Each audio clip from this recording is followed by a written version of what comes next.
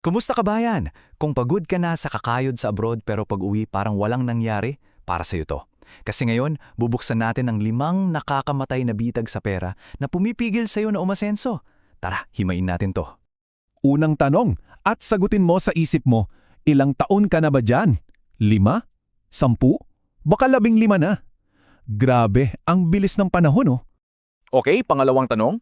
Ngayon, silipin mo yung bank account mo. Kumusta? May laman pa ba? O yung pinaghirapan mong sweldo, dumaan lang sa palad mo?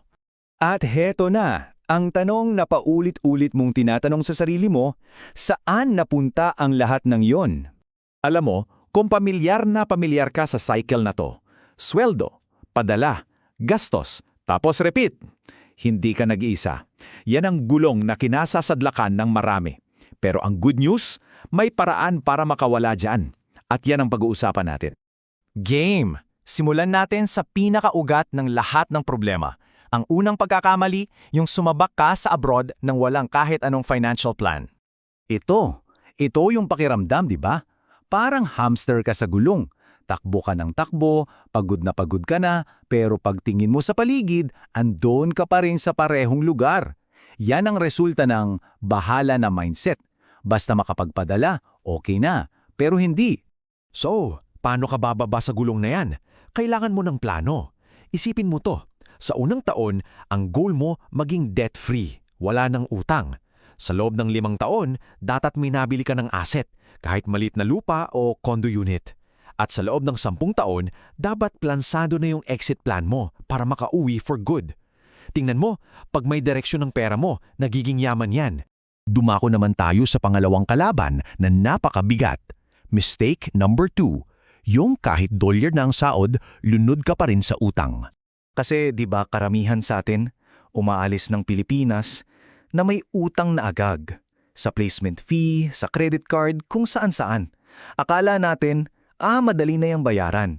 Pero ang totoo, habang abala ka sa trabaho, yung utang mo lumalaki rin, lalo na kung hindi mo siya pinapansin. At ito, pakinggan mo to mabuti. Masakit to, pero kailangan mong marinig. Hanggat may utang ka, hindi sayo ang sweldo mo. Para ka lang tulay. Dumaan lang sayo yung pera papunta sa pinagkakautangan mo. Ninanakaw niyan, hindi lang ang pera mo, kundi pati yung kapayapaan ng isip mo. So anong panangga mo? Ito yung anti-debt shield mo. Una, gawin mo number 1 priority yung mga utang mo. Pangalawa, please lang, iwasan mo nang gumawa ng bagong utang para lang sa mga luho o para may maipadala. At pangatlo, itigil mo muna yung pagpapautang sa iba, lalo na kung yung pera hindi mo kayang mawala. Palayain mo muna ang sarili mo. Okay, pangatlong bitag. At ito napakasensitibong usapan to, ito yung tinatawag na remittance drain o yung pagpapadala na walang preno. Siyempre, gusto natin pasayahin ang pamilya natin, pero isipin mo, kung yung dugong pawis mo ay napupunta lang sa mga bagong cellphone, sa mga handaan, sa mga bagay na panandalian lang, sinisira mo ang kinabukasan yung lahat. Yung pera mo, para yan sa future nila, hindi para sa mga gusto lang nila ngayon. Paano to kokontrolin? 2 simpleng hakbang lang. Una, magtakda ka ng budget. Magkano lang ba talaga ang ipapadala mo kada buwan? At pangalawa, ito yung pinakamahirap pero pinakakailangan. Matuto kang mag-set ng boundaries. Kausapin mo ang pamilya mo. Hindi ka madamot kung ipapaliwanag mo na nag-iipon ka para sa inyong lahat. Yan ang tunay na pagmamahal. At ngayon, nasa huling 2 pagkakamali na tayo. At para silang kambal, laging magkasama. Ang hindi pagpapalago ng pera at ang kawalan ng malinaw na exit plan. Kasi isipin mo, yung pera mo na natutulog lang sa bangko, akala mo safe yan, no? Ang totoo niyan, unti-unti siyang kinakain ng isang monster na ang pangalan ay inflation. Ibig sabihin, yung 100,000 pesos mo ngayon, mas konti na lang ang mabibili niya next year. Talo ka kung ipon ka lang ng ipon. Ang solusyon? Hayaan mong yung pera mo naman ang magtrabaho para sa'yo. Aralin mo yung mga low-risk investments tulad ng Pag-ibig MP2, mga UITFs o REITs. Kasi yung goal, simple lang, kumita ka ng pera kahit natutulog ka. Diyan nagsisimula ang totoong kalayaan sa pera. At yan ang nagdadala sa atin sa kasunod na bitag. Yung pag-iisip niya, okay lang, forever naman ako mag-abroad. Nako, delikado yan. Paano kung bigla kang nawalan ng trabaho? O bumigay na yung katawan mo? Kung wala kang exit plan, uwi kang luhaan at walang-wala. Kaya balikan natin yung landas mo. Isipin mo, unang taon, wala ka ng utang. Sa ika-5 taon, may asset ka na sayo. At pagdating ng ika-10 taon, ready ka nang umuwi for good.